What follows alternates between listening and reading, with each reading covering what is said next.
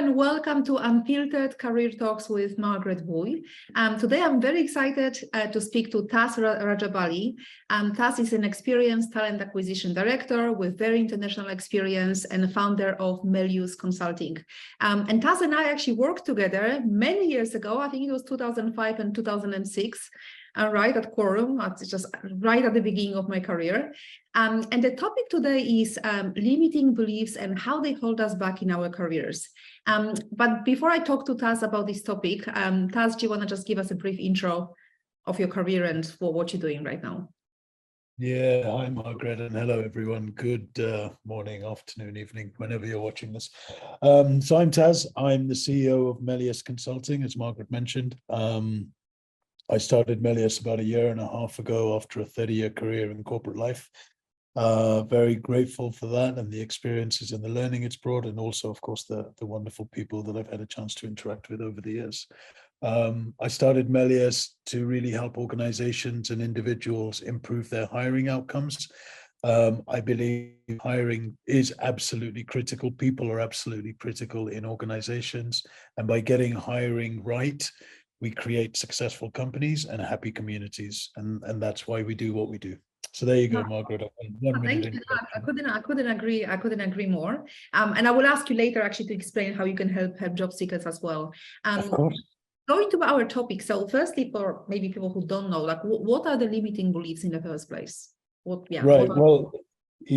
it's a fascinating topic, and it's one which I think is really at the core of most people's experience, not only of job search and their careers, but also of life. Now we'll sort of try and keep this relevant to the career world.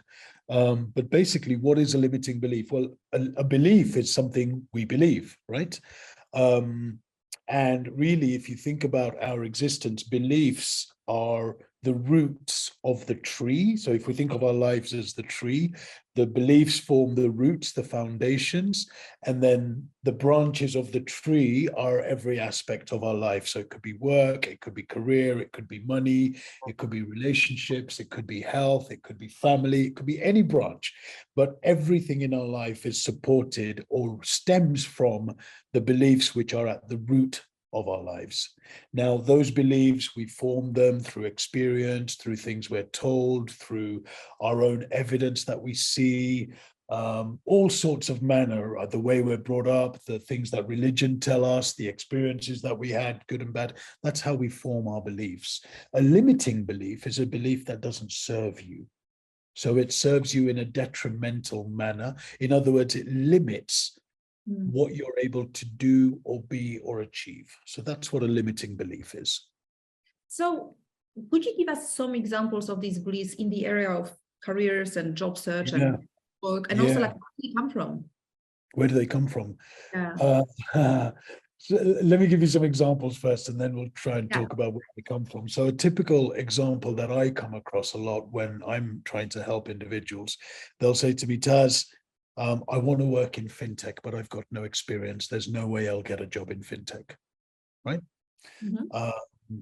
Another one, Taz, I have reached a point in my career where I'm ready for the next move, but I don't really think I'm going to get the promotion. There are a couple of other people in the team, and I think they'll get it, right? Or actually, I'm not really a managerial material, or I'm not really a leader. I just think I'll do what I do. These are classic limiting belief statements, which I'm sure you hear as well. I hear all the time. Now, when you mention them, I've heard them many times before, for sure. Yeah, absolutely.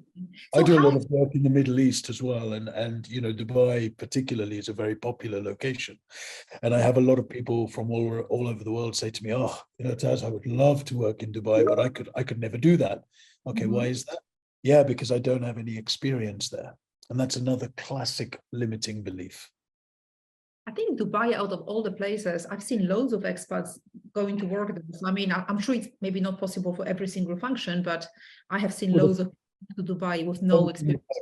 The funny thing about Dubai, sorry to interrupt, Margaret, the funny thing about Dubai is that, 80, I can't remember the exact number, but it's something like 84 or 86% of the population are expats, right? every single one of them started in Dubai without any previous experience. And that's the majority, the vast majority of the workforce started in Dubai without previous experience. So these people who say to me, I can't get a job in Dubai because I don't have previous experience, my normal response to them is, well, what about all of these other people who managed it? If that's what you believe as well, you're not even going to try, right? Because you don't have experience. So, and that's why this is so important, because the beliefs that we have shape our actions. They shape our thoughts, and our thoughts shape our actions, right? So if I believe I can't get a job in Dubai, the next time I see an opportunity, I'm going to think, well, there's no point because I don't have experience. That's the thought. And then the action or lack of is, I'm not going to apply. So you see how everything stems from that belief, but it manifests itself as an action or a lack of action, which, by the way, then reinforces the belief. absolutely. Oh, I didn't get any job in Dubai because, yeah, you can't. Not because I didn't apply, but because you can't, right? And therefore, you can't get a job in Dubai.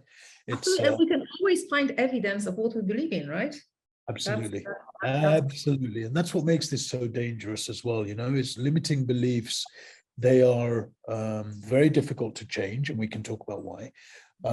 But they're very easy to reinforce. We can always see evidence of the reasons why we can't do something. We'll show it to ourselves. Super easy. I think we're all experts, right? Very easy to do it. It's much harder to change. Yeah. And how do you even identify that you have a limiting belief? Because you might just think, well, I don't have any limiting beliefs. That's a fact. I can't find a job in Dubai, as an example, right? Or in my company, you know, people like me don't get promoted or whatever, right? So how do you even identify that it's actually a limiting belief? Well, the way to identify, first of all, you've got to identify your beliefs, right? So what is it that I actually believe, right? For example, now you might think, I'm no good at public speaking, right? But that is an emotional reaction to a core belief, right? That's not that's not the limiting belief. The limiting belief is actually, or the belief is, I don't want to look stupid, or I'm not good enough to be listened to. That's the core belief. The way it manifests is, I don't like public speaking, right? But the core is, I'm not good enough. So the first thing is, you've got to identify the belief. Then you've got to, and I wish there was a shortcut to this, but the only way is to actually sit down and think about these things. You've got to decide whether the belief serves you or doesn't serve you. In other words, what are all the positives that come from this belief? I'm safe. I, don't put myself in a situation where it's uncomfortable. These sorts of things. And then you've got to identify or list out the ways in which the belief doesn't serve you. In other words, maybe I'm missing out certain opportunities. Maybe I'm limiting the impact I can have because I don't want to increase my profile, etc., etc. And then you just need to decide, ultimately, when looking at everything, is this a belief that is beneficial in my life, or is it a belief that is detrimental in my life? Okay. So, let's say I've identified I have a limiting belief, but how do you overcome that? Because I think sometimes it's easy to maybe like get motivated temporarily, right? Maybe you listen to an interesting podcast, or you go to an event and you kind of feel motivated and pumped, for the first day or two, or maybe even for a week. But then the real sets in, the reality sets in. So how do you transform? How do you overcome that limiting belief, and how do you how do you install these new beliefs in your life permanently? Yeah. Well, once you've identified it, it's important to identify the evidence that you've been gathering to support that belief, right? Because that is very easy to find. Once you recognize that evidence supports that belief, the next time you come across that evidence, you'll understand it to be supporting of that belief. And you can decide to give it less or greater priority. If it's a limiting belief, you want to give it less priority. You then want to identify the belief you actually want to have. If you want to believe that, actually, you know what, I can do public speaking, or actually I can get a job in Dubai, like what so here's the limiting belief: I can't get a job in Dubai. Here's the evidence. I spoke to 5 people who applied for those jobs, and they were all told, they were all rejected because they didn't have experience. All right. Yeah. Now you can change that. You can say to yourself, actually, I really want to get a job in Dubai. I want this, and I know I can do it. There's your new belief.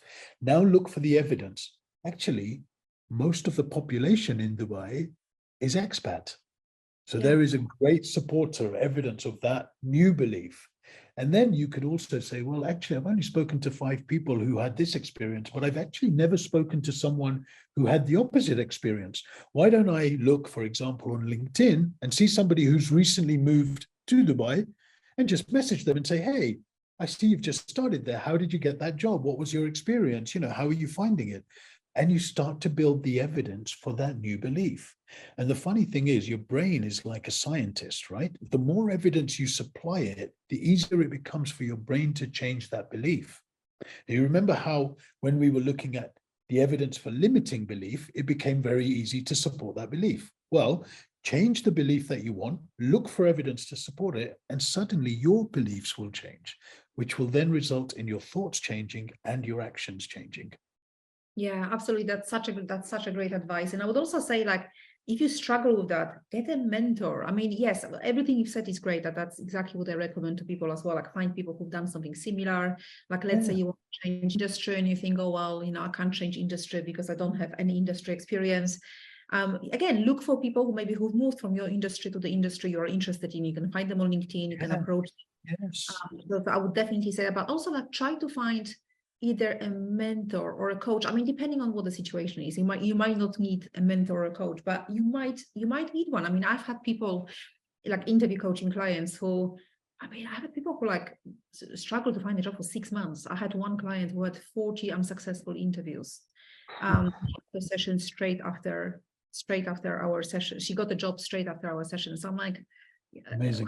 Why wait? I mean, you know, like, sometimes if you're really struggling, like, get some help, because help is available in any area of your life. You might not need help in the area of your career, but maybe it's your fitness, you know, maybe it's your relationships. So just in general, like, if you struggle, like, there's help out there. It doesn't have to be very expensive necessarily. That was great. Thank you so much for sharing all this information. So tell me actually a little bit more about Melius Consulting. How can you help organizations, and what's your ideal client, and how can you help job seekers? What locations, what functions, who's like your ideal client? So we work with clients from an organization point of view. We work with clients all over the world, any level of seniority, any industry. And the way we serve them is 2 main ways. One is that we have a recruitment consultancy. And I avoid the word agency here because we're really reshaping and redesigning and redefining what a recruitment partnership, a consultancy can be. So we're supporting clients all over the world with their live hiring requirements, but we do it in a very unique and interesting way. And then on the other side, we have a consultancy business, and that is we provide advisory services to organizations that want to improve their hiring outcomes, or want to enhance them, or even want to set them up in the right way.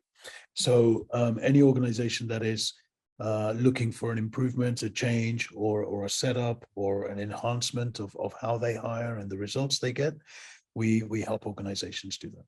With regards to individuals, I run a real sort of passion program, I guess, called Rockstars. Okay. And with that program, the team and we offer basically our time, one-on-one, one-to-many, to help individuals with any questions they have related to career or job search. So people book time with us. We do sessions. We talk about everything from just general career chats. You know, I'm stuck, I don't know what to do next, to, you know, I want to change job, I want to change industry, I want to identify my transferable skills, I want to have my CV rewritten. We don't rewrite it, but we give them guidance on what they should put in their CV. I've got interviews coming up, I need to prepare for them. How to identify target organizations that I want to work for, all these sorts of questions. And the Rockstars program is pro bono. So we do all of this for free. We'll always do it for free. It's something with people who are interested in one day, like, surely you can't do it all for free. Sorry? And what if you get like 300 people who are interested in that? Like, surely. Yeah, we're going to do it all for, well, we're always going to do it for free. So we do events, we do one-on-one sessions, we do one-to-many sessions, and they will always be for free. Okay, So if we get 300 in a day, we're going to have to do an online session rather than one-to-ones. Absolutely. So how can people find out more about this program, or just consulting.me, that's our website. My LinkedIn is Taz Rajabali. I think there is only one Taz Rajabali on LinkedIn. Same, just one Margaret, but I will link your profile. I will link your profile. In a class of one. So I think I'm pretty easy to find on LinkedIn, and people can connect with me. I reply to every single person who connects with me. So you're welcome to connect with me, to message me directly, or meliusconsulting.me, and that's our website. Easy. That's great. That's great. Now, thank you so much for sharing. That was super useful and really fun to connect with you again. And I'm super jealous you're in Argentina. How are you, Margaret? How are you keeping? Are you well? Yeah, I'm good. I'm off to Portugal again, so. No, that's not too shabby. You don't need to be jealous. No, just for the weekend. But thank you everyone for watching. I hope that you found it useful. Feel free to contact Taz. I'm gonna link his profile as well. And yeah, thank you very much for watching. And I will see you soon on another video. Bye for now.